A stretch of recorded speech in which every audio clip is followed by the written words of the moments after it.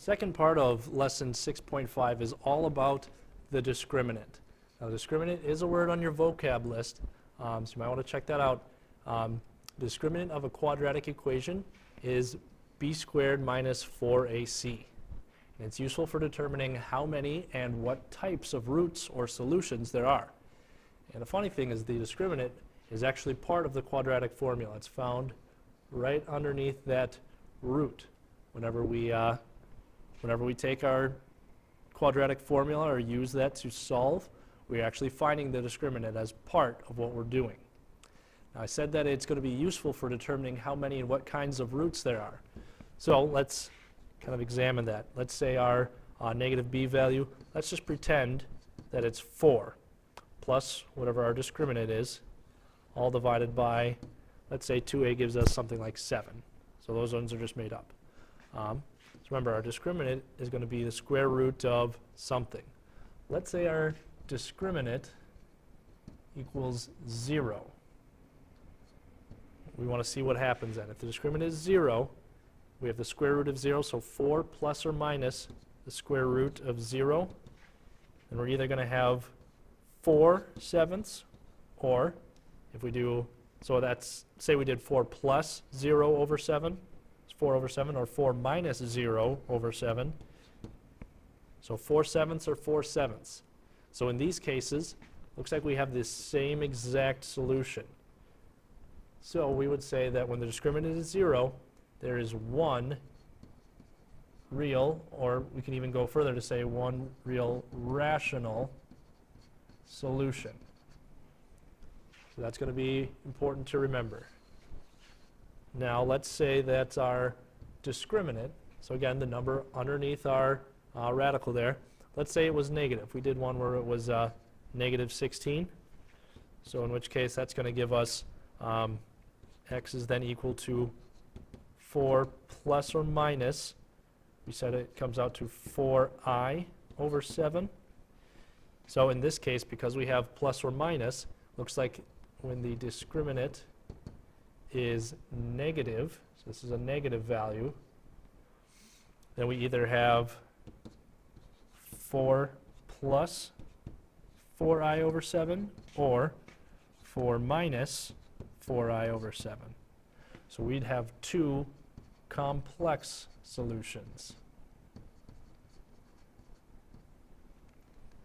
So whenever the discriminant is negative, that's how we get two complex solutions. Now if we had x equals 4 plus or minus, let's use a positive number that is not a square. So we'll say something like 21 and still over 7. Well, we can't necessarily break square root of 21 down any. So we are now left with x equals 4 plus the square root of 21 over 7, or 4 minus square root of 21 over 7. So we'd say whenever the discriminant is positive but not a square, so positive and that's not a square, we'd say that there are two irrational solutions.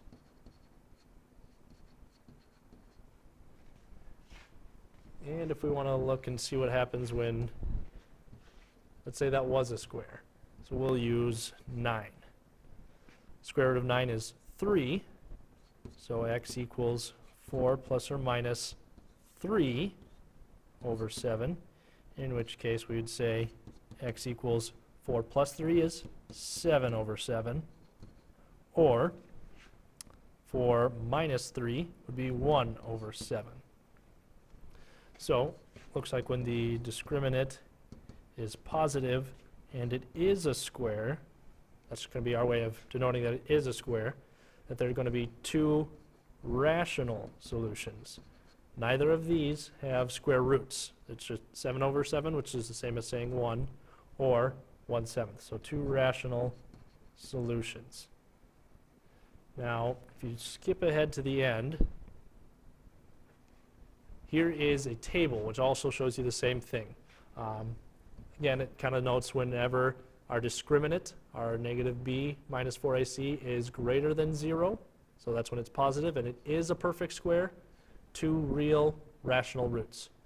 Whenever it is, in this next one, it's kind of mentioning that it is greater than 0 still, so it's positive, but it is not a perfect square, and we get the irrational roots. And similar to what we said, when it's 0, it's just the one rational root.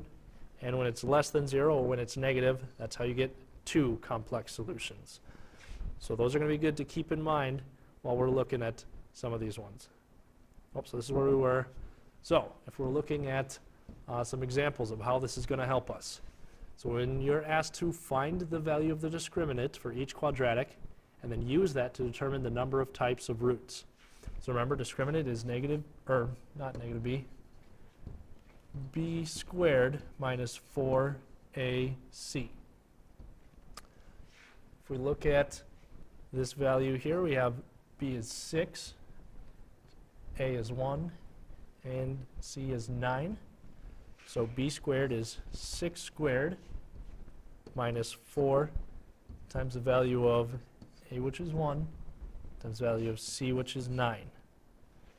So we'd say that it's 36, because 6 squared is 36, minus 4 times 1 is 4, times 9 is 36, and that equals 0. So in this case, our discriminant is 0. And remember, what did that say about the number and types of solutions? That there is one real, or should I say also that it's rational solution. So in that case, we used the discriminant. We found out that it was 0, and we determined that there's only going to be one real rational solution. Let's try the same thing over here. Our b value is 3, a is 1, c is 5. So we do 3 squared is like our b squared, minus 4 times the value of 1 times the value of c, which is 5. 3 squared is 9, minus 4 times 1 is 4, times 5 is 20. So we have 9 minus 20, which gives us negative 11. So in this case, our discriminant is negative 11, which tells us, remember, anytime our discriminant is negative, there are 2 complex solutions. So those are important to remember. Let's look at a couple more examples here. Again, remember that the discriminant is b squared minus 4ac. So a value is just 1, b value is 8, c is negative 4. So we'd say b squared is 8 squared minus 4 times our value of a, which is 1, times our value of b, which is negative 4 in this case. So we simplify that down. 8 squared is 64 minus 4 times 1 is 4. 4 times negative 4 is negative 16. So we have 64 minus negative 16, which ends up as 80. Now when we have that, we want to see, is that a square? Do we know what the square root of 80 is? Now that one, it's not going to come out to anything exact. It's not going to be pretty. We can break it down into, if we wanted, square root of 16 times the square root of 5, in which case it would be 4 square roots of 5. But that's not a perfect square because we still have this radical here. So we'd say that our discriminant is 80, and that's going to give us 2 real irrational solutions. So both of our solutions are going to have a square root value in them. And looking at our last one here, we have a, b, and c. So we say our b squared is going to be negative 11 squared minus 4 times the value of a, which is 1, times the value of c, which is 10. And negative 11 squared is going to be 121 minus 4 times 1 is 4, times 10 is 40. So 121 minus 40 is going to give us 81. And do we know the square root of 81? Yes, we do. That is 9. So in this case, it is a perfect square. So our discriminant is 81, and it is a perfect square, which means that we're going to have two real rational solutions. So these solutions will not end up having square roots in them. And this will take us back to that table that we were looking at.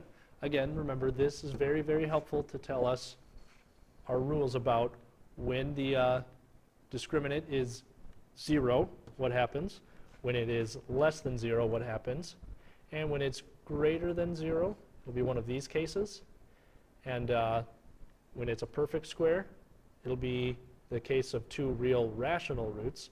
When it's not a perfect square, that's when we'll get our irrational roots.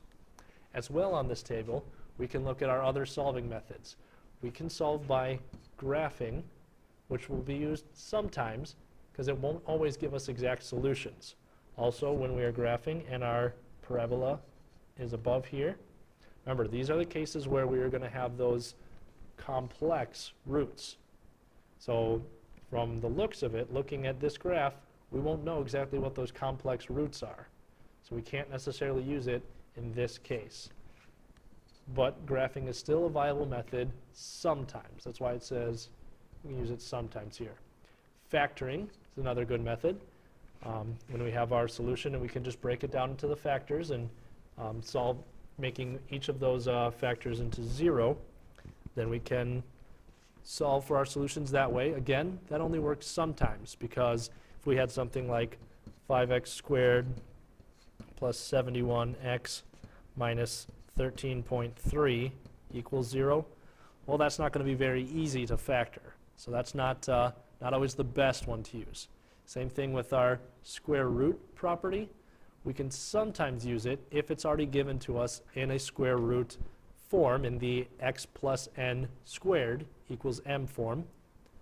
Completing the square, we can always use, because we can always look at our equation, whatever is given to us, and manipulate it in such a way that we can create a square root out of it. Again, in a case like this, we look at this piece and determine what we have to do to make it a perfect square trinomial.